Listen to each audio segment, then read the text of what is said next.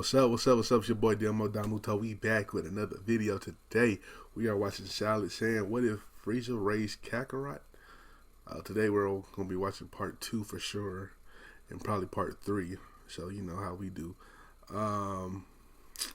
Let's get into it. Last time what happened? They had a little, part 1. Fucking Cooler got Devious plan pulling up. Vegeta and Radish trying to get Kakarot on their side. Frieza, he's raising, Frieza, he's raising Kakarot, so, what I'm saying? He's manipulating him. So, let's see how it goes. Let's go. The last time, things continue pretty sure much y'all the like, same comment, way. subscribe, A couple baby. more years pass, as all the Saiyans continue to grow, as well as Frieza's empire and Cooler's. There is one thing that I did want to cover, though. It's very brief and doesn't really apply too much to the main part of the series, but we may get into it more later on. That being everything that happens on Earth. I'll give a little context for that, and throw them a bone and see how things are going for them. Instead of it ending all dark and gloomy, let's give them a shot. Bulma goes on her journey, and in the end it doesn't really pan out. It becomes too dangerous later on, so she just abandons it, keeping the Dragon Balls for herself, or at least the few that she actually gathered. This prevents the Peel-Off gang from doing anything either. In terms of the Red Ribbon arc, there actually are people to work against them. The Red Ribbon Army tries to gather some Dragon Balls, and luckily, one of them is in the possession of Roshi, with Gohan having another one. This would be a perfect test for Roshi's newest student, Krillin. The three of them fight the entire army together, and it is a bit of a struggle, but they are able to defeat the army. And just as I mentioned, Krillin is still Roshi's student here, and with him training under Roshi, he'll probably be the main focus in terms of a hero on Earth, even if we won't be talking about Earth too much. Krillin would lose in both the 21st and 22nd World Tournaments. And as for the 22nd World Tournament, that would mean Tenshinhan probably still stays in his old evil ways. But with King Piccolo on the horizon, everyone decides to team up against him. This would definitely be the biggest problem for the Earthlings. If they can't defeat King Piccolo, they're pretty much screwed. And that's why I'm going to throw them a bone here and make things go well for them. Realistically, they could still defeat Piccolo. That is if Roshi's Mafuba works on him. Of course, this would kill Roshi, but the Dragon Balls are still on Earth, so they'll be able to revive him regardless. This not only means that Kami gets to live, but King Piccolo won't be a problem, nor will Piccolo Jr. A rivalry is cemented between Krillin and Tenshinhan. And as for Bulma, well, she's kind of uninvolved in the story. I don't want to get too off topic for this video, but it's likely that she'll probably be off on her own. I just wanted to cover all that briefly since people were asking, and I plan to cover it anyways. And if we talk about Earth anymore in the future, we at least have this context to back up. Anyways, now we can get back to everything. No Yamcha? Man, he could have said something. Could have said he would have, saying he would have married Bulma or something. Damn, no Yamcha. I ain't gonna lie, Charlotte. I ain't know you was a Yamcha hater. I ain't gonna lie. Saiyans. Over this time period, the other three Saiyans aim to get stronger. They want to defeat Frieza, but first they know they'll have to take on Zarbon and Dodoria. If they can't fight them, well, there'll be no match against Frieza at all. That's pretty clear. This gives them more of a motivation to keep training. Obviously they're still going on missions and such, but they want to get stronger, much stronger than ever before. They're motivated to recruit Kakarot, and the only way to do that is to get through to him, by defeating Zarbon and Dodoria. They still don't have much info on Kakarot. All they know is he's being trained by these people. They don't know how he got here or why he's being trained, but that doesn't matter. Sooner or later, they're going to rebel against Frieza, and they'll need Kakarot's help. Having a fourth Saiyan with them will definitely be critical, and they're planning for this the entire time. As for Kakarot himself, he continues his training like I mentioned, eventually growing up and not being small anymore, now in his prime just like the other Saiyans. Frieza's glad to see this. That means Kakarot's training is probably complete by now. He definitely is much stronger than where he started from, and this is perfect. It means Frieza could finally execute his plan. Kakarot, Zarbon, and Dodoria will be tasked with killing the other three Saiyans. And Frieza begins thinking about the best way to go about this. Well, those Saiyans are pretty smart. They'll probably need to trap them somehow, and they'll have to think of a clever way to do so.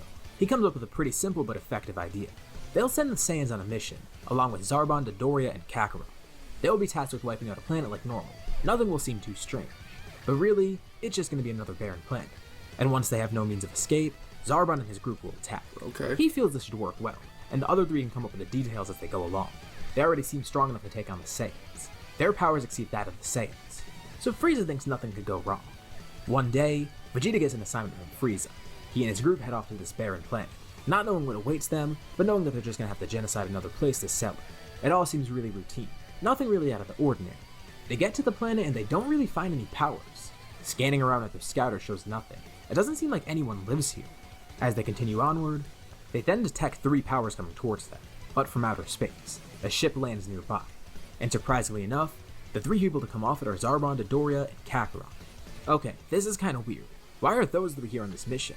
They're already getting suspicious. But Zarbon talks to them and assures them that they're needed here. Apparently this planet has strong inhabitants that can hide their power levels. Frieza sent them here just as backup. Zarbon can see in their faces that they're all pretty confused by Kakarot, so he introduces him. Okay. Kakarot doesn't really say much though. Not only is it awkward, but tense in a way too.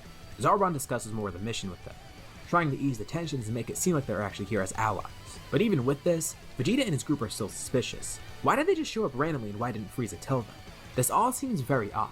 They stay alert, but make it look like their guard's down. The group travels around the planet together, and the three Saiyans begin discussing amongst each other. It's kinda weird finally seeing Kakarot up close, but this also means it could be their chance to recruit him. This is the first time they actually have a shot at talking to him. And along with that, they can take out Zarbon Go ahead and raise him up then.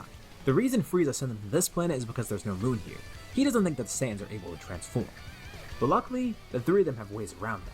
They're not sure if they can match the other three in terms of power, but if they transform into great apes, they'll be able to win. They'll only use that as a last resort though. They don't want everyone to see it coming and get their tails chopped off. The group presses forward. Zarbon and his crew continue to make the Saiyans feel at ease, even though they're still suspicious. Raditz tries to make small talk with Kakarot, as do Vegeta and Nappa, but every time they talk to Kakarot, he seems pretty quiet, and not receptive to anything they're saying at all. It's like talking to a brick wall, they're not sure why. Is he just weird? Is it just an awkward situation? Or does he not like them or something? They don't know, but this only helps to make them feel more uneasy. The group continues, and they can't find anyone on the planet. Nappa asks where these people are hiding, and Zarbon says he's not sure. Okay, by now this is a bit weird, and the Saiyans realize that it might be a trap. And if so, it might be a good idea to bait them into attacking. The Saiyans venture on, getting a little bit ahead of the rest of the group. It looks like their guard's down, but really they're more alert than ever. They're ready to strike at any moment. And just like they planned, the bait worked. Behind them, Zarbon quickly transforms, and immediately flings a blast at Vegeta. Just as quickly as Zarbon does this, Vegeta turns around and launches his own blast, nullifying the one that Zarbon launched. He knew it. They were right to be suspicious. And now they could finally begin brawling. But the interesting thing is here, they're gonna have to fight Kakarot. They have no clue of how strong he is, or what his abilities are. He was trained under Frieza's army, not with the Saiyans. Even though those three are powerful, Vegeta already be a low-class warrior. They're gonna coordinate their attacks and attack one person at a time. First they'll thin the numbers of the other group, and then finish off whoever remains. The easiest target is the Doria. He's the weakest, and right now no one knows their strategy. They're all going to focus their efforts on him first, taking him out, and then focusing on the other two. They waste no time. The three ambush the Doria together, and Kakarot tries to stop it, but it's already too late. Before he or Zarbon can intervene, the Doria was already killed by 3 full-power attacks from the Saiyans. The ground then explodes below Zarbon and Kakarot, with Nappa's attack flinging them up into the sky. They're not too injured by this though, but the two of them talk midair. They realize what the plan is, and they're going to have to team up. The Saiyans have clearly planned to rebel already. They knew this was going to happen. They have to be wary of these three. And this only reinforces what Frieza told Kakarot earlier on. From his point of view, it seems like the Saiyans were already planning to kill him, just like Frieza theorized. For Kakarot, it only makes them look worse in his eyes. They're the true enemies. They wanted to rebel all along. Let's discuss some power levels here. Everyone is stronger since they had more training, and it's important to discuss where they stand in terms of that power. Zarbon's actually the strongest here, with a power level of 30,000, at least in his transformed state. As for Kakarot, he's really strong too, the second strongest of everyone on this planet, at 25,000. Behind him, Vegeta, the leader of his own little group. He's at 20,000, with Nappa at 15,000 and Raditz at 13,000.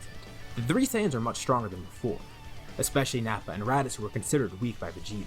And obviously, this isn't the peak of their powers. Once they transform into a Great Ape, they'll be much stronger.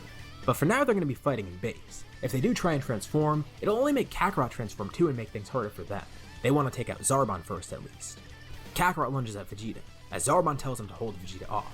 Since Vegeta's the strongest of that group, Zarbon wants him away while he takes on the other two Saiyans. Alone, he should be able to take the two of them out, and then he could join Kakarot and kill Vegeta with him. With Vegeta and Kakarot fighting alone, this gives Vegeta a chance to talk to him.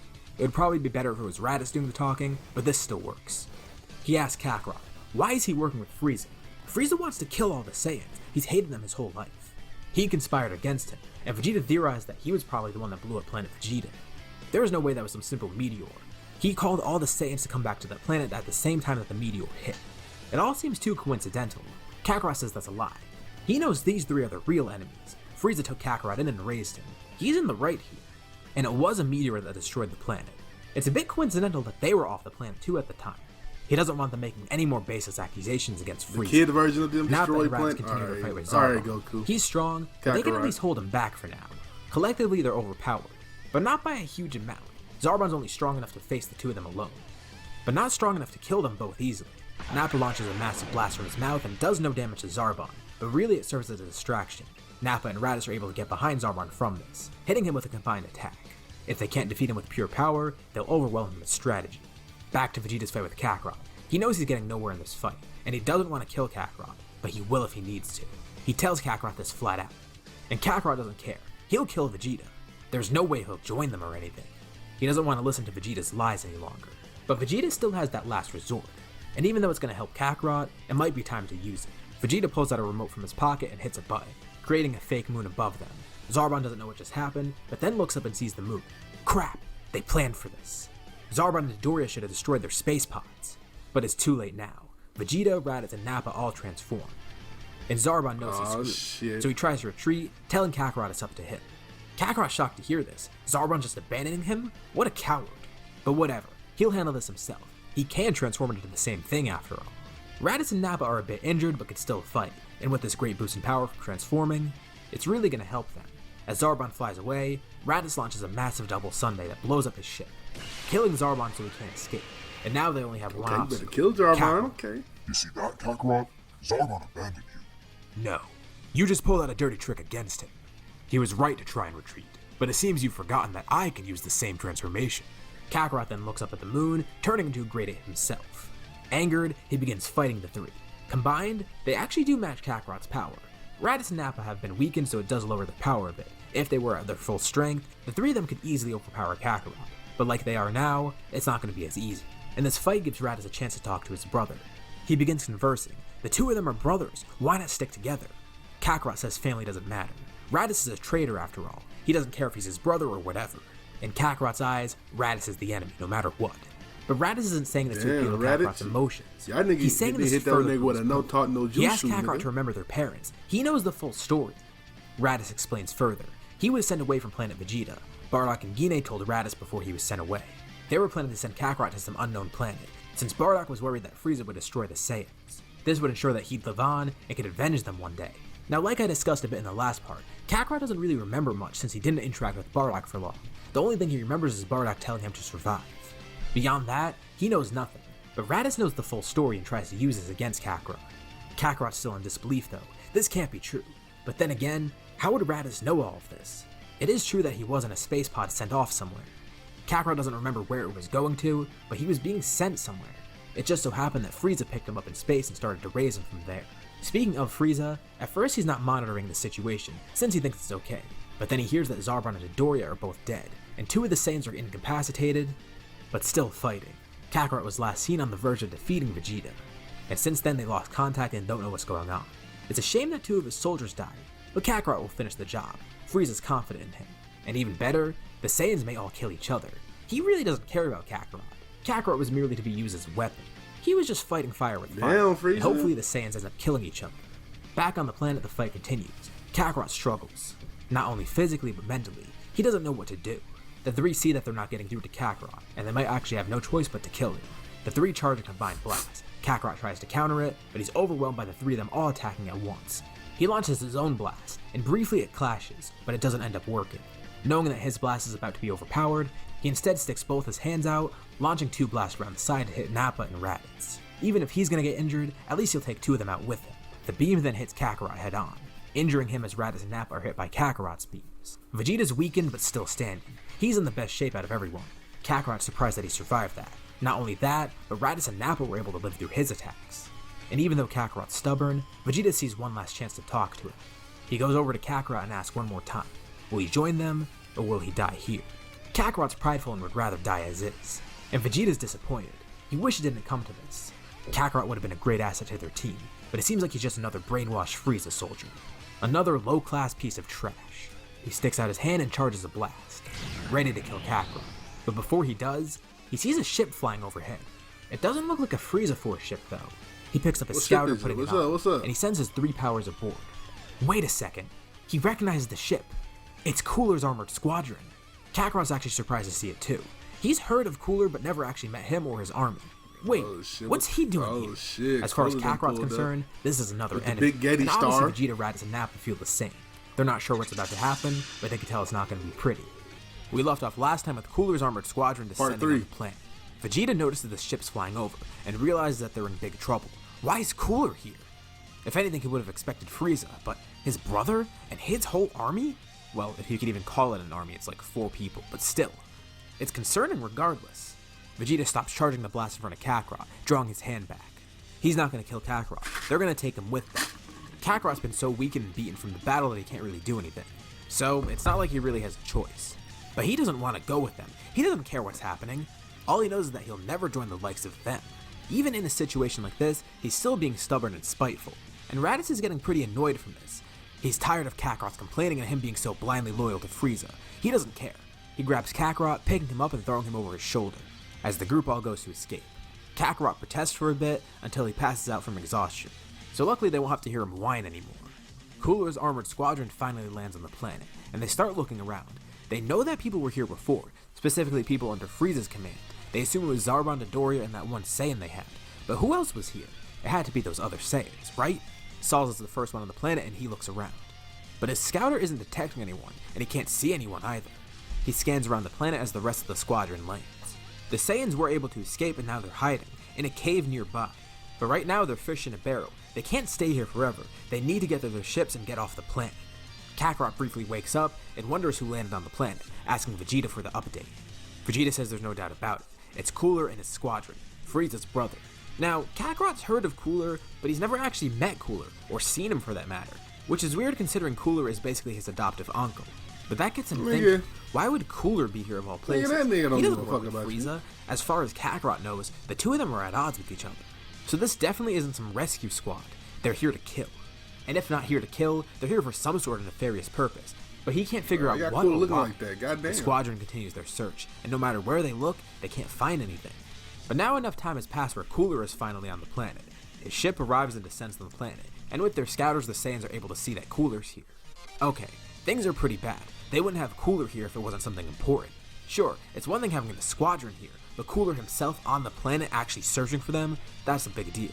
And after all their searching, they finally find their first clue. A crater with a destroyed space pod, or at least some parts from a space pod. It seems someone shot it down while it was flying and it landed here. And inside, they find Zarbon, who's obviously dead. And with this little clue alone, it's not really hard to tell what happened. It seems Zarbon and Dodoria were here trying to kill them. They're not sure if that same Kakarot was here with them or not, but all they know is that they were here to kill someone, or a group of people, likely those other Saiyans. And it seems those Saiyans rebelled. As they keep searching, they find more and more battle scars on the ground. There is definitely a massive battle in this area, but they can't really tell what happened beyond that. The fine details are harder to figure out, but they know that there's some sort of struggle against Frieza, or at least his group. But this is interesting nonetheless. If it actually was the Saiyans, that means they were led here to be killed, which means Frieza didn't want them anymore. And obviously with Zarbon's corpse right there, they don't want to be with Frieza either. This actually does pose an opportunity for Cooler, a weird one though. He can recruit the Saiyans to be part of his squad. His disdain for Frieza outmatches the disdain for the Saiyans. And obviously he can dispose of them himself later on. He doesn't know why Frieza didn't do the same with that one Kakarot. But Kakarot's nowhere to be found, so he's either dead or he joined the Saiyans. And Cooler knows he'll be much more effective than Frieza. If he doesn't get the Saiyans to join him, he'll just simply dispose of them. But he really does hope they would join. His group is kinda small. I mean, there are 3 strong soldiers, but only 3. Clearly, Cooler has more than enough power himself if he wants to take down Frieza's army. But it would be a lot less work on his part if he just had other people do it. You ain't got no and he knows benefits, the squadron no alone won't be insurance. enough. He'll need some more people. But Cooler's squadron then realizes the Saiyans are still here. If they left already, they would have seen the ship leave, but they didn't see or detect any ships leaving the planet. So, they really are dead or hiding around here somewhere. They continue their search, knowing that they'll find something. Vegeta realizes that they need a distraction, and he has a good idea, but he's not sure if it'll really work. In his hands, he charges a small concentrated ki blast. They wonder what he's doing, but he tells them to trust it. They should buy them some time. He places his hand on the ground below them, launching a precision blast that tears right through the planet, going to the other side. And once it erupts out of the surface of the planet on the other side, it explodes. And the explosion's loud enough and bright enough for Cooler's squadron to notice it. By doing this, Vegeta hopes to send them to the other side of the planet, and it seems like his plan actually worked. Cooler and his squadron head over right away, trying to find where that explosion was. But Vegeta knows they only have limited time. Still, this time is crucial, it'll allow them to get to their ship and actually leave the planet. Vegeta waits a bit. A few seconds pass, and the Saiyans don't know what's happening, but Vegeta then gives a signal. Quickly, Nappa grabs Kakarot, being the one to carry him this time, and the Saiyans all make a run for it. They can't fly or else they'll be detected. And luckily they don't need to worry about Kakarot's power because he's too weak at the moment, but this should buy them enough time. They all run out of the cave at the same time, finally escaping, bringing Kakarot alongside them. Obviously they were planning to recruit Kakarot, so they knew they needed extra space and they couldn't just bring regular space pods. Right. Hidden away nearby, they have a larger ship, one where they load their actual space pods on. And on that ship is just the thing they need, a healing pod. Although it's only one, so they can't all heal at once. They each load their individual pods on the ship, then getting aboard and preparing to leave. Cooler and his squadron are still on the other side of the planet, so luckily they have just enough time to take off, with the ship flying out of the atmosphere, rocketing off into space. Meanwhile, with Cooler's squadron, they don't find anything, until they stumble upon a massive crater where the explosion occurred. But there's nothing else around it, distraction, it's just the boy. crater. Except in the middle, it seems there's something interesting. They go over and look closely. There's a hole, one that leads directly to the other side of the planet, and they immediately realize what they just stumbled upon. It was a distraction. Angered, Cooler launches a massive blast through this hole, making it large enough for him to jump through and get to the other side of the planet, with his squadron following. And they end up in a cave, or at least the remains of a cave. Cooler basically blew it all up once he sent that blast through the planet. This must have been where the Saiyans were hiding, and they created that distraction to leave. They look around further, but they don't see anything. No ships, no Saiyans, nothing, except a few bloodstains here and there. Cooler can't believe it, outsmarted by some monkeys. Damn, Cooler, calm He'll find them down. eventually.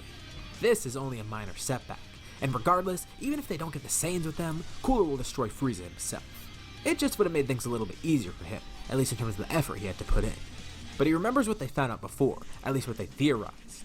There was some sort of rebellion against Frieza, and whatever Saiyans were here, well, they were a pain in Frieza's ass, which is why Frieza wanted to eliminate them in the first place. And this gives Cooler a nice opportunity to screw with Frieza. He has a pretty funny joke in mind. Why not make it look like the Saiyans are dead? That way, when they eventually show up and try to kill Frieza themselves, he'll be more surprised. He thinks it would be pretty funny and a nice way to get back at his brother. His squadron leaves the planet, as Cooler then jumps out into space. With a single blast from his finger, he blows up the planet. And even though the Saiyans are already far gone, their ship detects this planet exploding from a distance. So they realize it was a good thing they got out of there when they did. Cooler chuckles as he then boards one of the ships, finally leaving alongside his squadron. Frieza eventually does get news of this. Like I mentioned in the last part, he didn't know too much about the details of what happened on the planet. Zarbon, Dodoria, and Kakarot all had their scouters destroyed, and he's not sure what happened to the Saiyan scouters, but they either made them untraceable or didn't bring any. The only thing he knows now is that the planet blew up, and there's no ships that were detected leaving. He has no knowledge of Cooler's involvement, but he does suspect foul play. Or maybe, just maybe, it was those brain-dead monkeys doing what they do best, destroying planets, and in their own outrage and own fighting, they were stupid enough to destroy it. Or maybe it was Kakarot. Maybe he truly was a weakling, and he lost against the other Saiyans and decided to He take did them get down with jumped, him at the damn. the planet. Frieza? He scoffs at this. Regardless of the outcome, they're idiots. Not that it really matters though. All the Saiyans are finally dead, Kakarot included. And even though Frieza did lose 3 of his greatest soldiers, I mean, it's Frieza. He wouldn't care much. Sure, Zarbon and Doria were loyal, but who cares? He could replace them. And as for Kakarot, he was a Saiyan. He wanted him to die regardless. He had no real relation to Kakarot. He was just manipulating him to be a weapon. Frankly, he didn't care if Kakarot made it out of the mission alive or not. But whatever, with the Shake my Saiyans head. out of the picture, he could focus on greater things, like destroying his brother. King Cold's a bit suspicious though. Maybe there's some detail that they're missing. He doesn't want to celebrate just yet, but he'll be cautiously optimistic. Some time passes, about a few days since the battle took place. After traveling through space, Vegeta and his crew end up on a new planet, a deserted one that Vegeta found and one that's off Frieza's map, one that they don't have charted yet. They found this a while ago and this is going to be their hideout location. Think about it, Vegeta's a really smart guy and a good strategist. He would have planned ahead, he'd be stupid not to. They found this planet a while ago and sent a bunch of supplies here, and this is where they'll stay for the time being, although they don't know how long that'll be. A month? A year? Maybe longer? Whatever it takes. Before they move forward with their plan to defeat Frieza, there's still the issue of Kakarot being loyal to Frieza. They need to take care of that somehow. Raditz and Nappa were able to heal with rest and medical attention, while Kakarot's injuries were so bad that he needed to be put in the medical pod. So he's still in there healing. The 3 other Saiyans discuss what to do next, and Kakarot eventually does wake up, fully healed now. He's still angry at the 3 Saiyans, and he's not on their side, but reluctantly he does know he has to work with them for the time being, because Cooler is chasing them, or at least he suspects. Even though they all made it out of the planet alive, they still think Cooler's gonna find them somehow. and they know they need to prepare. Kakarot prefers to go back to Frieza though, that's who he's loyal to. He doesn't want to stay with these three. He's angered, he should just kill them all now, but Raditz is even more frustrated, snapping at his brother once again. Why can't Kakarot see? Frieza's the bad guy. Of course, Kakarot knows that Frieza's no good guy, neither are the Saiyans, but he knows he's allied with Frieza. He knows Frieza's on his side and vice versa, but Raditz says he's blind. Just look at what happened there. Frieza specifically sent that group to that planet to kill the Saiyans. But Kakarot says it's simply because they were troublemakers. He knows this, that's what Frieza told him. But Raditz keeps trying to convince his brother. While the two are arguing, Vegeta then butts in, knowing the great way to motivate Kakarot to join them. Yeah, Kakarot is loyal to Frieza, but there is one person he isn't loyal to that they have in common as an enemy, Cooler. As I mentioned, Kakarot doesn't know Cooler, but he knows Frieza doesn't really have the best relationship with his brother. So Vegeta mentions this. If anything, aren't they enemies? And remember, Cooler was going to try to kill them. They saw the planet blow up. Right. Plus, they may be being chased by him right now. He could show up any moment. Vegeta tells Kakarot he could return to Frieza, but he tells Kakarot to consider a few things. For one, Frieza may assume Kakarot turned on his comrades, since he was the only survivor. I mean, look at the evidence. He would be the only one getting out of that planet alive, and the planet's blown up somehow. Why would the planet be blown up if Kakarot was okay? It would make it look like he's hiding something. Not to mention, Zarbon probably would have survived too. He's stronger than Kakarot after all. So if Kakarot goes back alone, it would just make things look bad to Frieza. And even if that all does go well, consider this too. Cooler may find Kakarot somehow. Cooler clearly wanted them dead or something. So if Kakarot goes back, he's only risking his own life. Ironically enough, Vegeta is using Cooler to bring Kakarot closer to them. As far as they know though, Cooler is stronger than Frieza, so even if they did want to try to fight him, that would be a really big challenge. I mean, they obviously can't fight Frieza on their own. So at the moment, they won't be able to fight Cooler either. Kakarot is conflicted, and Vegeta sees that. They could use this to their advantage. Maybe Kakarot will finally join them, even if it's for the wrong reason. I mean, they are all screwed regardless, so if they're all gonna get defeated somehow, Kakarot might as well join them and give them a fighting chance. You might as well, Kakarot. And reluctantly, Kakarot finally agrees. He tells them he's not their friend though. This is only an enemy of my enemy situation. But this at least buys them some more time with Kakarot. If they keep talking with him and conversing, they may finally be able to convince him to join. Convince him to turn against Frieza. Out in space, he knows they're out there somewhere, and knows that Frieza isn't searching for them since he assumes they're dead.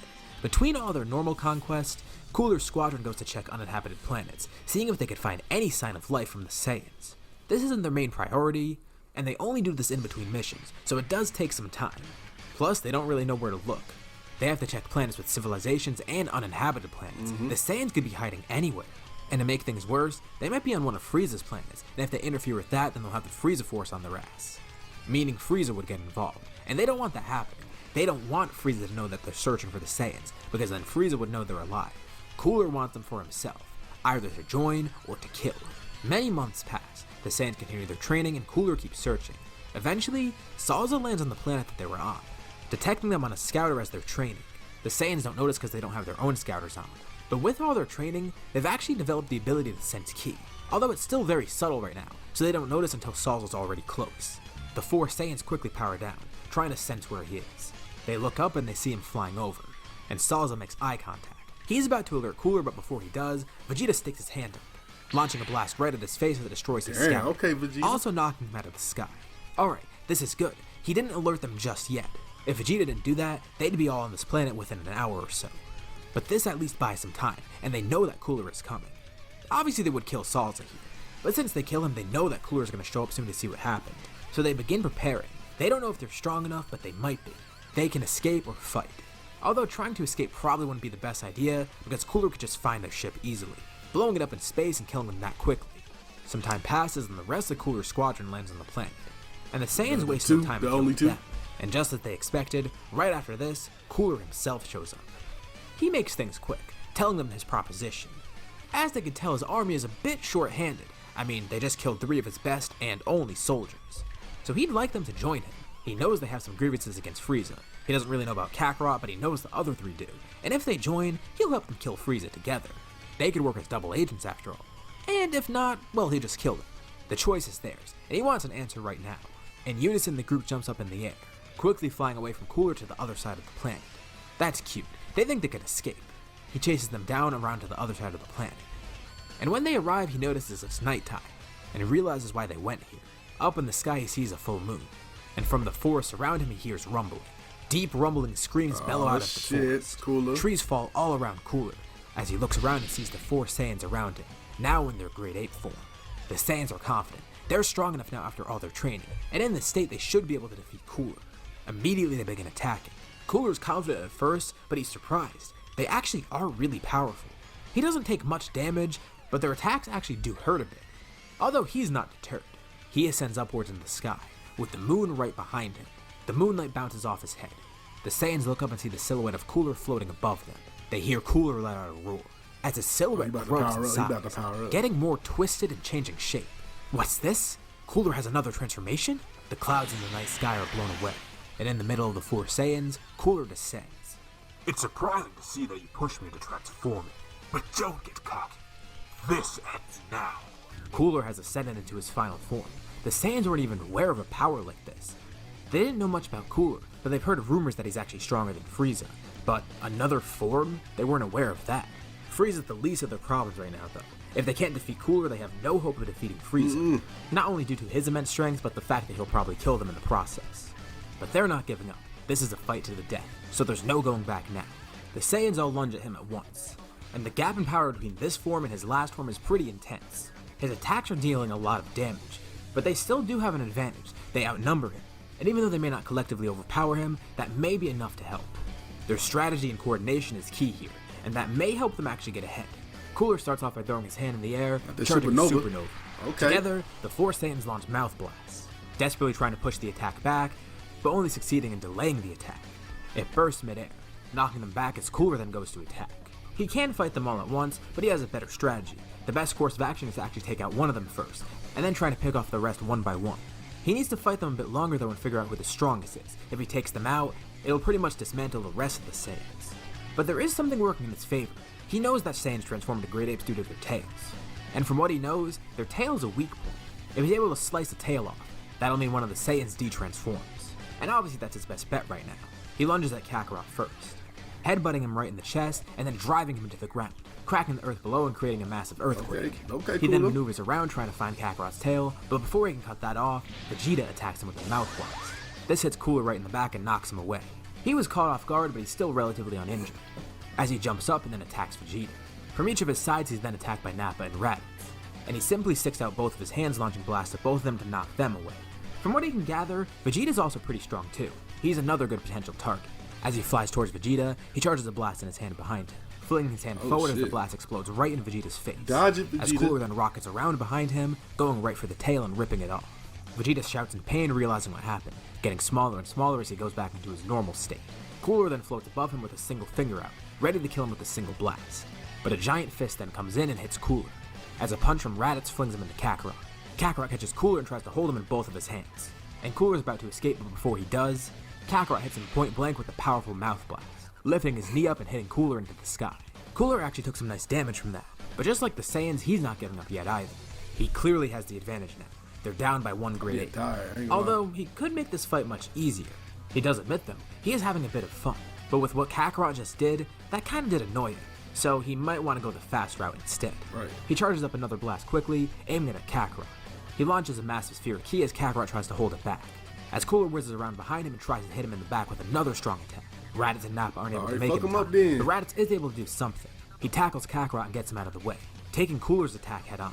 And with Kakarot knocked out of the way, the attack that he was trying to hold off then flies towards Cooler, exploding midair and doing some more damage. But now there's an issue. Raditz just took this massive attack from Cooler and is in pretty bad shape. But then he remembers, the moon. Quickly Cooler lifts a finger up, launching a single blast at the moon that blows it into pieces. And just like that, the rest of the Saiyans transform back into their normal state, no longer having the power of a great ape. Raditz is on the ground bleeding out, while the other three are injured but still relatively okay. Because of how big they were all pretty spread out, and they all fly towards Cooler to move back together. But as they get there, they see Cooler floats over Raditz, and without hesitation, he launches a single blast that puts him down, getting the first kill of the battle against him. Cooler chuckles to himself as he sees the other Saiyans appear. That's one monkey down, 3 to go. He can't help but feel he's doing Frieza's job for him though, but he'll come for Frieza afterwards anyways. Frieza was taking so long to do this regardless. It's probably better if he's the one to do it, not to mention faster. Although, his little brother was a little bit stupid to try and even consider hiring these monkeys. Not that it matters though, they're all woefully outmatched. Seeing and hearing this, it finally hits Kakarot, He has been having his doubts for a while, obviously, but this really helps confirm it all. Not just what Cooler's saying, but what he's seeing right in front of him. Actions do speak louder than words, after all. He finally realizes now. It truly was all a lie. He was being deceived all along, literally his entire life. He was raised this way, raised to simply just be Frieza's pawn. And for what? Frieza was probably going to kill him afterwards anyways, after he got rid of all these other Saiyans. For over 2 decades, he was with the wrong side, and he never even knew it. He didn't even doubt it until it was way too late. I mean, why else would Cooler do this? He's similar to Frieza after all, and what he said? The Saiyans were just viewed as disposable soldiers. I think I'm watching part 4. No, not even. They were viewed as less than now. And all that time, Raditz was trying to protect Kakarot, get him to freedom, and getting Kakarot to join the right side. Cooler's laughter stops. He decides who he's going to kill next. Vegeta and Nappa go to attack him, but they're still outmatched. Their punches do absolutely nothing, and Cooler just flings them aside without any effort. Bits of the destroyed moon rain down on the planet, creating a destructive meteor shower. The side of the planet that they're on slowly turns into a hellscape, fitting for the battle. But after flinging Nappa and Vegeta aside, Cooler then sees Kakarot. He's just standing there, in the midst of thought. Well, he may as well be the next one to go. Cooler will put him out of his misery. Sticking a finger out, he charges a beam.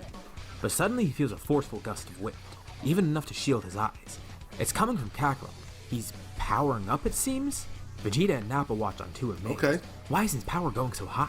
His hair stands up briefly, and then a flash of golden light appears. From the mix of negative emotions he's feeling right now, Kakarot has transformed into a Super Saiyan. Not even aware of what he just did. There's just one thing on his mind. He wants to kill Cooler. Cooler's not sure what happened, but he doesn't care. He launches the beam at Kakarot, but it simply bounces off. He's completely unfazed by the attack. The Saiyan turns around, glaring at Cooler. He then disappears from sight as Cooler is then kicked from behind. How'd he move so fast? But then it hits Cooler. No! This isn't any mere transformation. This is the Super Saiyan of legend. But this Saiyan? This low-class warrior is a Super Saiyan? Oh, yeah, that's Cooler collects his thoughts, but he's then hit by another attack, as Kakarot begins fighting him one-on-one. Vegeta and Nappa aren't really sure what to think of this either, but they decide to join in. His strength is insane though, and he actually is doing something to hold off Cooler. His attacks, they're somewhat effective. Defensively, he seems pretty solid too. Under the meteor shower of the destroyed moon, Cooler and Kakarot clash, with Vegeta and Nappa providing support from the ground, trying to keep up and follow the fight. Of course, Kakarot does enjoy a good fight, but he's more focused on ending this quickly. He wants Cooler gone as quick as possible. It's their only chance of getting out if you're alive, and his chance at avenging Raditz. As the two battle midair, Kakarot suddenly jumps back, as a giant geyser of energy comes up from the ground, generated by Vegeta and Nappa together. It catches him off guard and annoys him, and he tries to finish them off quickly, launching a beam of energy downwards, which is then deflected by Kakarot and is sent back up at Cooler, once again hitting him with his own attack. Slowly but surely, they're weakening Cooler, injuring him more and more and getting him to use more of his energy. Kakarot hits him with a combo of angry attacks, once again feeling the rage that he has for Raditz's death.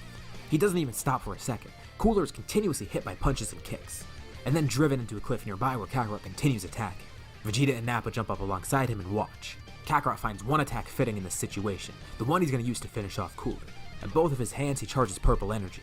Shouting Double Sunday, the two blasts hit Cooler, with Vegeta and Nappa joining in with their own attacks, swirling into Kakarot's, as they merge with his two beams.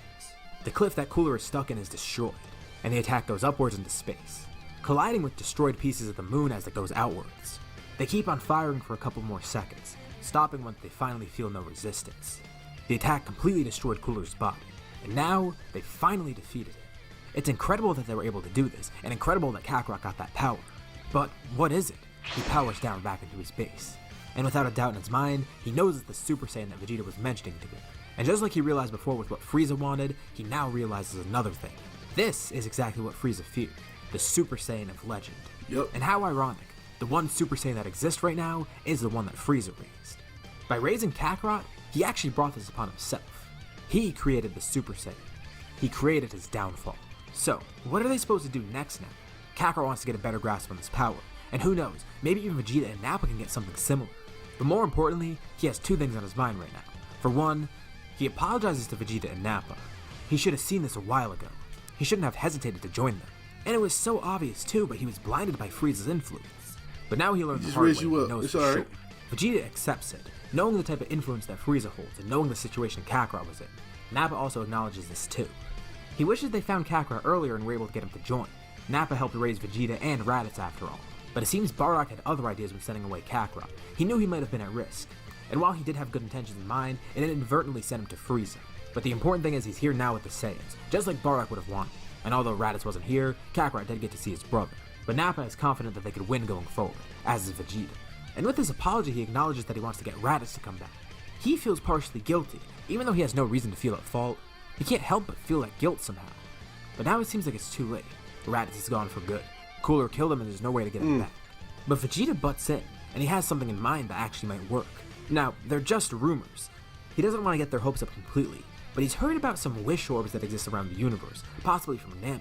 Apparently there's some weird mystical spheres, and if you collect them all at once, you could summon a dragon and get a wish from him, wishing for pretty much anything you could ever desire. Now, while that would be cool to get immortality or something, Vegeta acknowledges that this could work for a few things. Not only could they bring Raditz back, but all the Saiyans even. Not that he really cares for the Saiyans at all anymore, but still, they could start a new Saiyan empire with Vegeta at the helm. But most importantly, that does mean Raditz will come back, assuming these wish orbs are real. Okay. Kakarot feels like this is their best option right now. He wants to make it up to Raditz and bring him back. So even if they don't exist, he wants to do this regardless and try and find them. If it is just a rumor, at least they can confirm it. But this does also pose an issue. The other thing that Kakarot wanted to deal with. If they want to actually do this, there's the concern of the Frieza Force. But Kakarot already knows what he wants to do in terms of that. Obviously now he's made up his mind. He wants to kill Frieza and destroy his entire army. Okay, if not Kakarot ready. They weren't so sure before, but now Kakarot knows. With its power that he got against Cooler, he will be more than enough to defeat Frieza. But the thing is, news will spread fast that Cooler's dead, and maybe Frieza will prepare. Not only that, but they have to face King Cold as well, so it's not going to be as easy as it seems. King Cold! But they know what to expect. They're not stupid.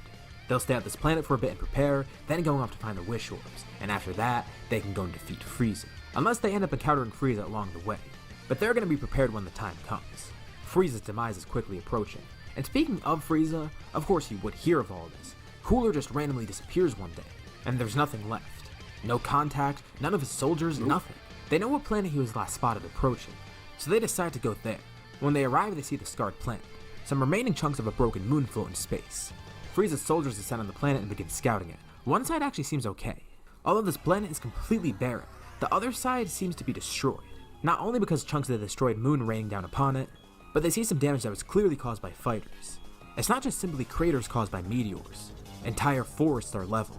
There's damage on the side of mountains and hills, divots that seem to have been created by beam attacks. The soldiers get back to Frieza with some reports. They found remains of Cooler's armored squadron. It seems that they all died and were incinerated by some attacks from fighters. And on the other side of the planet, they found blood that belonged to both Cooler and other Saiyans. Just like Frieza suspected, Kakarot joined up with the other Saiyans and fought Cooler. But while they were looking around, they also saw a massive pool of blood where one of the Saiyans apparently was. It must have been one that Cooler killed, and his DNA is identified as Raditz. So from what Frieza's hearing, 3 of the monkeys are still alive, but 1 is dead, and Cooler's armored squadron is completely gone. And in terms of Cooler himself, there's no remains of him to be found. They can't determine if he's actually dead or not, and it seems unlikely that he would be dead. But he at least was injured. So, all in all, this is still kind of a win for Frieza. Cooler's squadron is dealt with, one of the Saiyans is dead, and Cooler himself has a challenge. But Frieza still can't help but feel uneasy. He knows that one thing remains true. Kakarot might still come after him. He must know by now that Frieza's working against his best interest. He doesn't know what happened on this planet or what led up to it, but he knows that Kakarot's an enemy now. He knew this would happen eventually, and he'll handle it. They're gonna try looking for Cooler and see what they could do about that. But besides that issue, he and King Cold will be able to handle the Saiyans once they see them again. They just need to locate them somehow and figure out where they went.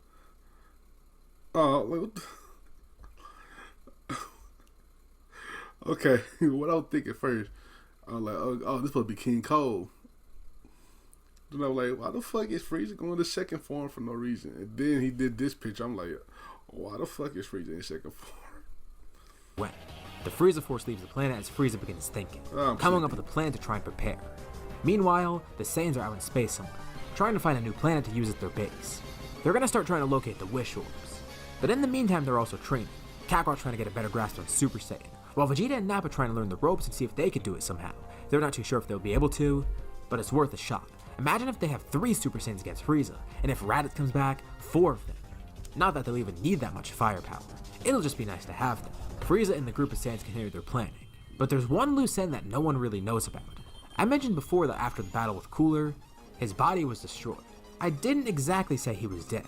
Out in space, there are a few chunks of him floating around, and as we know, Frieza's race has incredible survivability. So even though it's just a few bits of him, there's still chunks of Cooler floating out in space somewhere. And all I'll say about that is this may cause some issues later on. Keep that in mind as we go into the next part. After All right, y'all got an extra part 4. I wasn't trying to watch part 4, but hey, fuck it, we ball. This story is fire. You know, I like it. I'm feeling it. I like Goku just, you know what I'm saying, switching up. I like Goku switching up, like, hey man, fuck it. Then fuck Frieza, you know what I'm saying? At the end of the day, if the Saiyans don't fight Frieza, like, is it really a story? Like, I need Frieza dead, or I need Frieza to get jumped. They jump Cooler, well, he kind of hint that Cooler's still alive, but whatever, you know what I'm saying? So, it is what it is. My boy Kakarot got that Super Saiyan, you know what I'm saying? So, alright, man. Shout out to Sally Sand for this video. Make sure y'all like, comment, subscribe. Check out the first chapter right here. Check out another story right here. And I'll catch y'all next time. Peace.